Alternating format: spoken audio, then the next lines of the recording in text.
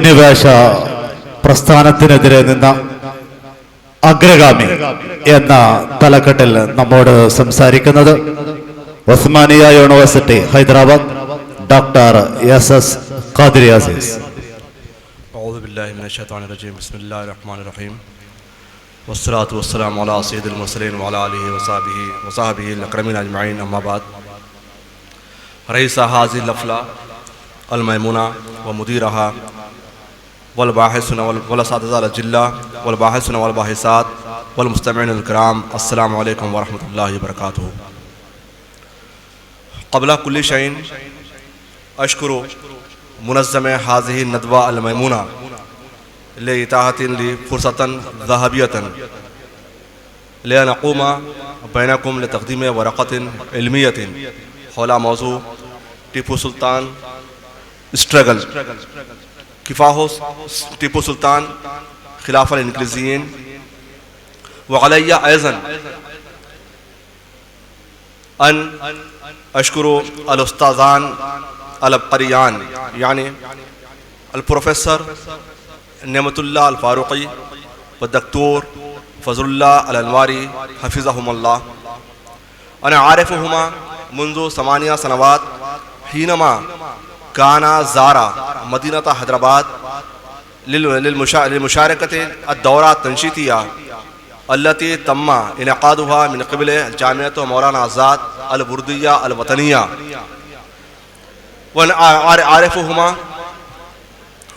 लिजुहूदिहिमा अल-जब्बारा लितंज़ीम अन-नदवात वल-मुअतमरात वल-हफ़लात अल-इल्मिया व अना ऐज़न अलैया हुमा ज़ारा हैदराबाद मर्रतैन अना यसुर्रनी हाज़ा अन उख़बिरकुम अन्नी क़द नज़्ज़मतु ख़म्सा. I feel happy to say that I have organized 5 seminars in last 6 years sponsored by UGC, 3 international seminars and 2 national seminars. And I feel proud to say you also that I have brought out all 5 proceedings of all 5 seminars. And inshallah I am going to organize 1 international seminar in the month of November 2017. I was directed to talk to you in English only, and also I was directed to present a paper in English language also. I met in these 2 eminent personalities, means Dr. Fazlullah and Professor Nematullah, 8 years ago when they visited Hyderabad to participate in refresher course organized by Maulana Azad National Urdu University. And from that time, we are maintaining friendship and family friends we are also. And Professor Nematullah also visited my home, Hyderabad. And Alhamdulillah, first time 6 years ago I visited Kerala with my family. And this is my 6th visit to Kerala. I have presented 5 papers in different seminars. And I appreciate the efforts are being done by Professor Nematullah and Dr. Fazlullah Al-Anwari for the promotion of Arabic language generally and the Islamic sciences especially. And in these few words, I take privilege to present my paper on India's daring ruler Tipu Sultan. History of India is associated with many important achievements and revolutions. In this country, whenever crime and despotism increased, the kings of this country laid the foundation of struggle to eradicate cruelties and atrocities from among the heroes who achieved success. The last ruler of Sultanate of Khudadad, Tipu Sultan, and his style of governance formed an important chapter of Indian history. In those days, the government of Mysore had gained importance in Karnataka. Its capital was Srirangapatnam. Tipu Sultan's father Hyder Ali assumed power to eradicate the atrocities of the rulers of Karnataka and the conspiracies of the British. They had dreamed of taking possession of India after conquering this southern state. Hyder Ali's attempts played an important role in shattering the dreams of the British from this country. and had started struggle for it. After his death, his brave son, Abul Fateh Ali Tipu Sultan, not only waged wars against the British, but achieved martyrdom. His father named him after the veteran saint of Karnataka, Hazrat Tipu. Soon after assuming power, he concentrated on the welfare of the local residents in order to the possession of the British. Due to the conspiracies of the British and the treachery of his soldiers, the king had to sacrifice his life. Tipu Sultan's father's name was Hyder Ali and his mother's name was Bibi Fakhr-un-Nisa. The author of Hamlat Hyder wrote with reference to the inscription at Diwana Hali, writes that Tipu Sultan was born at Diwana Hali to mark this event. An inscription was erected there on which the date of birth of Tipu Sultan was entered as December 1751. Right from the beginning of his life, Tipu Sultan was given military training and the use of weapons of war. During the period when he was the crown prince, the Tipu Sultan had created history of his valor by participating in wars. In the historical perspective, the Tipu Sultan exhibited his bravery for the first time in the year 1767 when he was only 16 years old. He took part in the war against the British along with his father in the Battle of Mysore. At that time, Hyder Ali was fighting at the Eastern Front. Hyder Ali moved forward from Mangalore and attacked Madras. The army was under the command of Tipu Sultan. The War of Madras ended in 1769 with a treaty of peace. After the War of 1769, Mathura ruler Madhura Rao attacked Mysore continuously between 1770 and 1772. In all these battles, the Tipu Sultan was present and participated in them. Tipu Sultan waged wars against the British and the Marathas and established himself as a brave soldier and chieftain of the army. When Tipu Sultan was 21 years old, it was the wish of his father, Hyder Ali, to celebrate the marriage of Tipu Sultan. Accordingly, with the consent of his mother, Tipu Sultan's marriage was celebrated in 1774 with Ruqayya Begum, daughter of Imam Bakhsh Nayata. After Tipu Sultan's marriage, the battles of the British got intensified. The second war by Mysore started in 1780. Hyder Ali fought against the British continuously for 2 years and defeated them. In these battles, Tipu Sultan participated along with his father. During these 2 wars, Hyder Ali defeated the famous British general like Colonel Loyang, Colonel Breton Wale, Colonel Bailey and Colonel Sirapactor. All the 4 generals of the British Army were important since they were responsible for winning the battles earlier. Nawab Hyder Ali died in 1782 while combating the British continuously. After the demise of his father, Tipu Sultan ascended the throne.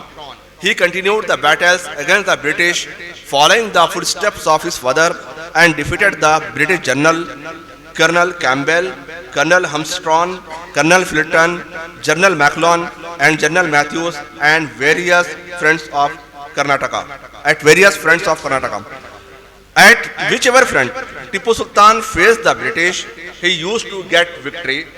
When the British saw that they are being defeated in every area, they were forced to accept peace agreement in 1784.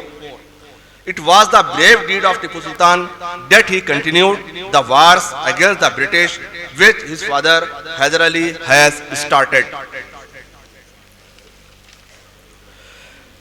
He defeated them continuously for 2 years and forced them to enter into the peace agreement at the time of coronation. Tipu Sultan's age was only 30 years. It is important to note that despite fighting wars against the British, he continued reforms in the country. Even after entering into peace agreement, Tipu Sultan did not get rest. After a few days, the Nizam of Hyderabad and Marathas jointly attacked Tipu Sultan. He therefore tried his level best to enter into peace treaty and unity, but the Nizam of Hyderabad and Marathas foiled his efforts. He reluctantly fought the war and defeated the Nizam and the Marathas very badly. The war continued for 2 years. The Nizam and the Marathas were defeated in such a way that they were never dared individually or jointly to wage a war against Tipu Sultan. During his youth, after his coronation, he spent his life in war and successful.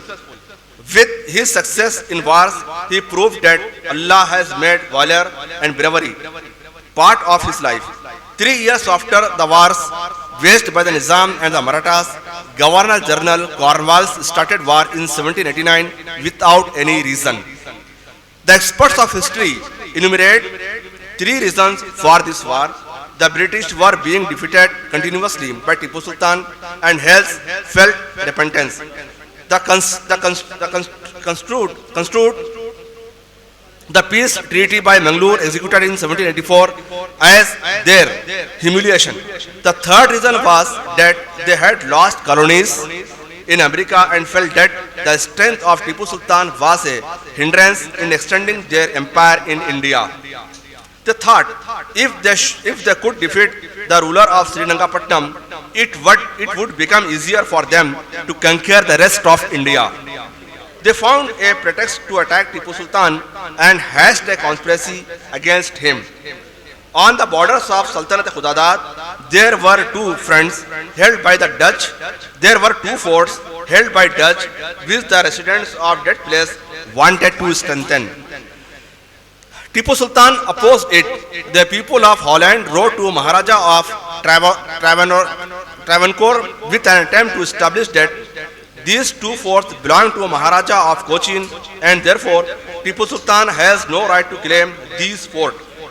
Despite this claim, Tipu Sultan attacked them in order to vanish the Dutch. The British declared Maharaja of Travancore as their ally and waged a war against Tipu Sultan. They were certain that the army of Tipu Sultan would be defeated. They attacked Tipu Sultan in an organized way from 3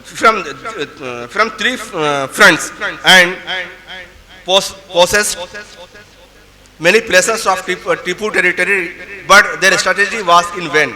When Tipu Sultan got this news, he faced the British at all the 3 fronts. He chased the British and forced them to run away. When the British saw that they have been surrendered from all the sides and there is no scope for success, the British army boarded the ship from the western front and went back. The army of the eastern front marched back towards Madras. At that time, Tipu Sultan had determined to expel the British completely from the country. He therefore reached Pondicherry chasing them. Seeing this situation, the British governor sought the help from French governor at Pondicherry to send 6,000 army men. It was an excellent opportunity for Tipu Sultan since French governor had made it clear to British governor that so long as he did not receive orders from the government of France, he would not send the troops. The famous historian of that period, in his book History of Burang, has clearly admitted that Tipu Sultan had proved his military strategy which defeated the British forces. He wrote that the British should confess that they were defeated due to the military strategy adopted by Tipu Sultan, which the British could not defend. After the War of 1790, the British faced the apprehension of complete ruin of these forces. When this news reached the British Governor General Lord Cornwallis in Calcutta, he went to Madras to muster support from the Marathas and the Nizam of Hyderabad. He made an attempt to get the support from the ministers and the nobles of Tipu Sultan through conspiracies and made plans to put an end to Sultanate Khudadad. When conspiracies in a when conspiracies in a country succeed, the causes of defeat are generated. Under these conspiracies, the British surrounded the capital of Tipu Sultan's territory, due to which the peace treaty of Srirangapatnam was executed. As a consequence of it, half the territory of Tipu Sultan was usurped by the British. The historians of that period said that it was not expected of a general like Lord Cornwallis that he would breach that trust. When this news reached England, Mr. Fox announced in the British Parliament that Lord Cornwallis has organized a band of thieves which is responsible for taking away the rights of the people. In short, the British were fully engaged in planning strategies to defeat Tipu Sultan, that they should put an end to the kingdom established by Hyder Ali and also to take revenge from his son Tipu Sultan. The British had been successful in making the Rajas and Maharajas of this country part of their conspiracies. Through their conspiracies, they had defeated the Nawab of Bengal, Sirajud-Dowla, in 1747. After they usurped a few territories of the Mughal Empire by making the Mughals dance according to their tunes. The only force which was opposing the British in India was Mysore state of Tipu Sultan. The British usurped some of the territories of Sultanate Khudadad in 1793. They started hatching new conspiracies against Tipu Sultan. It was the period when England was worried about the conquest of Napoleon of France in Europe. Napoleon had determined to attack India through the route of Egypt. Napoleon had also replied to the letter written by Tipu Sultan. After the peace treaty of Srirangapatnam, Tipu Sultan had increased his military strength to such an extent that the British were worried that if Tipu Sultan forged an alliance with Napoleon, the British would have vanished completely from India. As a reaction to it, Lord Wellesley wrote to the Governor General on 18 June 1798, through which he warned the directors of East India Company that British of France are angry with the East India Company. If the French army supports Tipu Sultan, the British would vanish from India. They therefore presented a plan for the British to develop contacts with the French in order to keep the French away from Tipu Sultan. Keeping this perspective in mind, the British started accumulating their forces on the borders of Sultanate Khudadad secretly. This information was not communicated to Tipu Sultan. He was kept in the dark deceitfully. The British forces joined hands with Mir Sadek and had converted Qamaruddin, the army commander of Tipu Sultan's army, to revolt against Tipu Sultan. During the skirmishes at Sadaskar and Maloli, instead of waging war against British, Qamaruddin attacked the army of Tipu Sultan. As a result of conspiracy of Mir Qamaruddin and Purnaya, the soldiers of Tipu Sultan were disarmed and the British army entered the fort.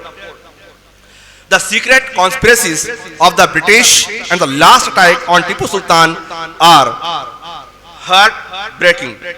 In the Fourth War of Mysore in 1794, the British General Harish surrounded the capital of Tipu Sultan. Tipu Sultan's martyrdom took place on 4th May 1799. Tipu Sultan had stepped into the mosque for offering Fajr prayer. Mullah Hasan Qari led the Fajr prayer.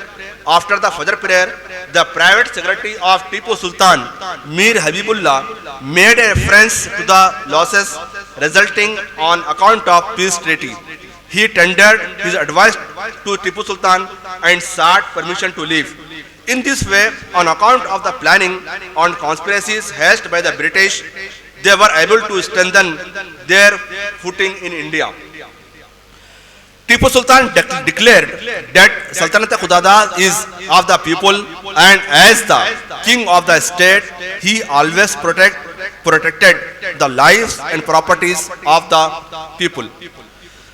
In the morning of 4th May at 10 o'clock, astrologers came and told Tipu Sultan that it was a bad day for him, and therefore some alms have to be given. Sultan offered an elephant and rupees 200 and mustard oil to Hindu priest. He gave mulching buffaloes, black cap, jacket, and iron utensils full of rupees and oil. Furthermore, Tipu Sultan inspected the crack in the fortress wall. Meanwhile, he sat under the mango tree and commissioned to serve breakfast there. Before he could finish the breakfast, some persons came mourning that the watchman of the fortress, Sayyid Ghaffar, was martyred. Tipu Sultan was very much aggrieved with the death of his faithful worker. He told that the warriors are not afraid of death. Sayyid Ghaffar sacrificed his life without fearing death and became a martyr. At that time, there were present the nobles and the ministers. Tipu Sultan left breakfast unfinished. He washed his hands, took the sword, marched towards and mounted on the horse. He came out of the small door. Sultan's stable was near the northern wall of the fortress. Sayyid Ghaffar used to sleep there during nights. Tipu Sultan reached there and ordered to repair the fort wall. He then went to the palace to take a bath. He gave gifts to astrologers. At this juncture, his minister Purnaya sent orders that salaries are being distributed to the soldiers. It was a conspiracy to withdraw the soldiers from fighting against the British. When soldiers went to take their salaries, the British Qasim Ali was heading this army. When Tipu Sultan was about to go out of the stable to see the position of the army front, the door of the stable was closed. By diverting the soldiers from fighting, the Sultan was sent to the enemy. The British army had already reached the wall of the fort. The bodyguard of Tipu Sultan stopped him from going out. Tipu's army faced the British army for 3 hours. The British army had already occupied the doors of the southern and eastern fort walls. After occupying the inner portion in the fort wall, the British army started firing from the south. Tipu Sultan was forced to get back. When he reached the door of the stable, he found his door shut. It was shut down by Purnaya. Tipu Sultan asked the footman to open the door, but Mir Nadim did not open the door. Tipu Sultan continued fighting with an ordinary soldier. When his horse was injured, he got off the horse and continued fighting. The battle was intense, fighting furiously. Tipu Sultan started marching towards Watergate. The battle was continuing. There were a lot of people who had died and others who were still fighting. At that time, Raja Khan, who was near Tipu Sultan, advised him to lay down the arms and surrender to the British. But he did not listen to his advice. He told that it is better to die instead of falling in the hands of the enemy. War continued. Despite knowing the traitors, Tipu Sultan continued war. The whole contingent of the British army was fully engaged in fighting. Tipu Sultan was fighting face to face. A bullet hit his heart. He got wounded. He fell down. The war continued from 1 p.m. to 7 p.m. The brave soldier of Tipu Sultan army were fighting bravely. After sacrificing the lives of 12,000 soldiers, the Tipu Sultan reached the bridge which makes an entry to the fort. British soldiers approached Tipu Sultan. They got closer. The British soldiers caught off the golden belt of Tipu Sultan. He retaliated and hit with the sword. The British soldier targeted Tipu Sultan and tried at him. The bullet passed into the temple of his head. In this manner, the soul of Tipu Sultan left his body. Although the British historians mentioned based to certain evidences that a bullet got pierced into his right arm. Tipu Sultan asked for water, but he could not drink it. The British historians wrote that there was a bridge built on 12 foot long and 4 feet side trench. The dead body of Tipu Sultan was found in Palanquin, which was lying near 70 dead bodies. Inside the fort, there was mourning on a large scale. Both the princess of Tipu Sultan were seated on the throne. People were consoling Prince Moizuddin. Tipu Sultan was being searched. There was dark in the night. There were many dead bodies. Torches were commissioned. Raja Khan made the fortmen identify the dead body of Tipu Sultan. He commissioned a palanquin from the fort and mounted the dead body of the Sultan on it. The Sultan's eyes were open. There were marks of 3 bullets on his body. There was also a mark of bullet on his right ear. In the entire city, Tipu Sultan's eyes were open. There were marks of 3 bullets on his body. There was also a mark of bullet on his right ear. In the entire city, people were mourning. The funeral procession started from the fort and reached the mausoleum. The orator who delivers the prayer sermon stood in a row to offer funeral prayer. The other person also formed rows in the same way. The last journey of Tipu Sultan started in this manner. كما أمرت لأن أختتم كلامي هذا وأشكركم جميعا لحسن استماعكم والسلام عليكم ورحمة الله وبركاته. قبل أن أترك من الساعة أنا أشكر أيضا مرة أخرى لمنظمة هذه الندوة لتعطي الفرصة الذهبية ليكون بينكم. شكرا جزيلا.